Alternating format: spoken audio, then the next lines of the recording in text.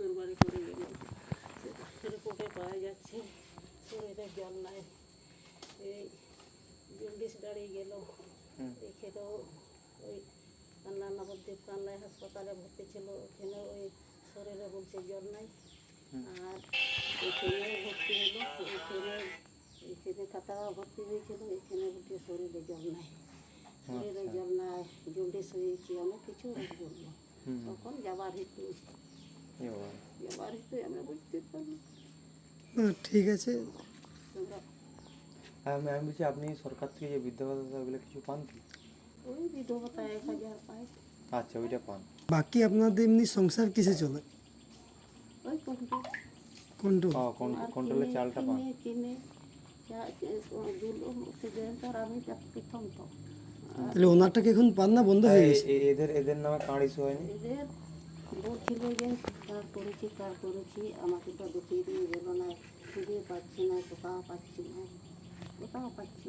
আপনাদের কন্ট্রোল কি চাপাসল? হ্যাঁ, চাপাসল। কে বিশেষ করেছি আমরা আপনাদের এখান থেকে নিচে জয়ন্ত মুর্মু দিয়ে আমরা ওইখান থেকে খবর পেয়ে আমরা আসলাম, আমরা একটু দেখাশোনা করে যাই।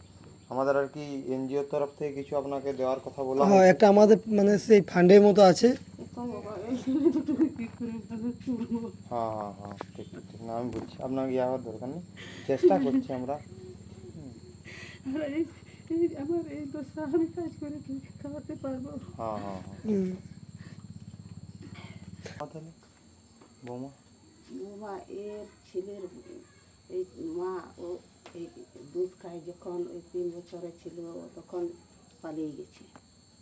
আর আমরা দ্বিতীয় বিয়ে করেছিল, সে ওর যা কিছু ওই বলবে তাই শুনলো। ওই আমার ছেলে নাই, সে করে শ্বশুর বাড়ি করে গেল। আমাকে কি হয়েছে না হয়েছে আমাকে বললো না গো। আমার ছেলেটা না আপনি কাঁদবেন না। না, ঠিক আছে, কোনো চাপ, আমরা চেষ্টা আমরা আছি। ছেলে গেল দ্বিতীয়